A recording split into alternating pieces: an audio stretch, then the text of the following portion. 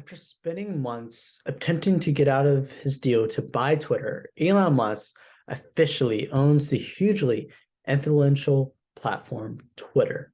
Musk's takeover, which was finalized Thursday night, is a source familiar with the matter told CNN, not only has the potential to create upheaval for Twitter employees, but also for the hundreds of millions of people around the world who use the platform daily. It could also impact the upcoming US midterm elections if Musk makes good on his promise to restore the accounts of users who are previously banned from the platform, most notably former US President Donald Trump, and limit the company's content restrictions. Which leads us in today's essential question. How will Elon Musk's takeover of Twitter affect free speech? Well, I think it will forever keep it free speech because of these key reasons. One being there's going to be more expression of free speech. Two, no more tampering of Twitter itself. And three, Twitter's becoming a private company, which leads to freedom for speech. Now, let's break this down. The more expression of speech. In the first weeks after agreeing to buy the company in April, and before his initial move to bail on the deal, Elon Musk repeatedly stressed that his goal was to bolster free speech on the platform and work to unlock Twitter's extraordinary potential. The Tesla CEO suggested he would rethink Twitter's approach to content moderation and permanent bans with potential impacts on civil discourse and political landscape. He also talked about his desire to rid the platform of bots, even as he later made the number of bots central to his argument to abandon the deal. Musk has called the permanent ban of former President Donald Trump foolish and extreme, and he said he would roll it back. Trump was banned after the January 6, 2021 insurrection at the US Capitol. Musk has suggested that the permanent bans can polarize speech. His public views on increasing free speech have led many to think Musk could loosen content moderation on Twitter, which currently has guidelines on removing violence, hate speech, and other offensive content from the site. Employees and social media experts express concern that Musk undoing Twitter safeguards have concern. And so insiders and observers say that changes could tilt Twitter in a right forward direction.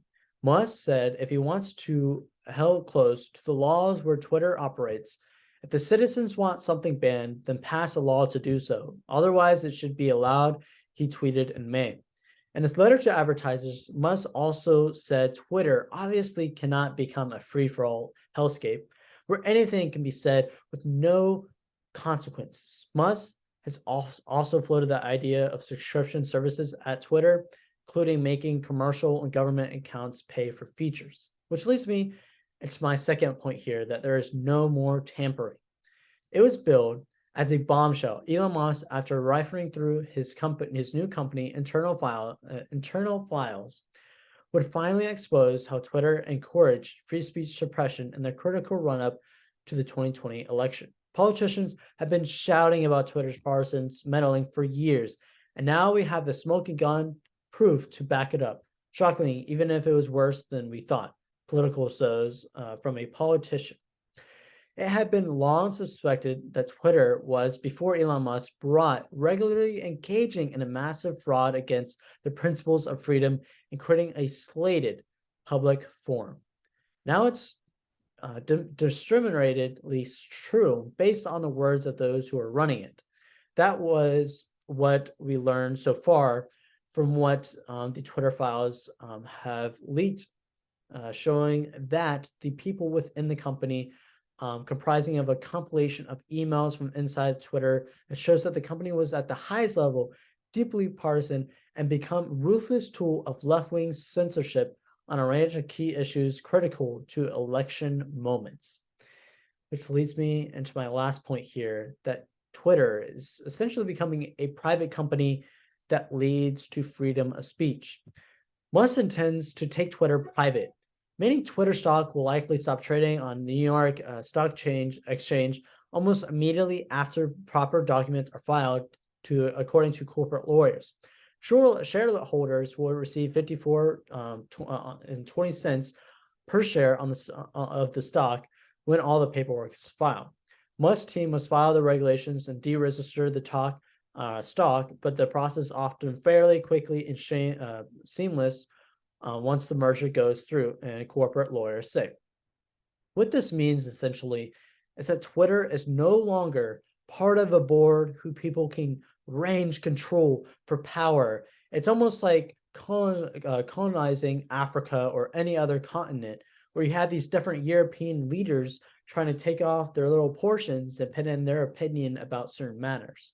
But now Twitter is becoming a private company and wants to introduce their own values. And throughout this speech here, I've been bringing up how Elon Musk, again, is wanting free speech, not a free for all, but simply saying that we should instill the freedom of speech that is written on our Constitution and any laws with it to Twitter, and not just put in these range-wrenching policies to take those who have opinions, maybe opposition to the people in charge, to depress those and suppress those opinions, simply oppressing those who want to be heard and those who want to bring light to maybe issues that we should all hear. And that is key here, is that by Elon Musk's takeover of Twitter, how it affects free speech would dramatically open the road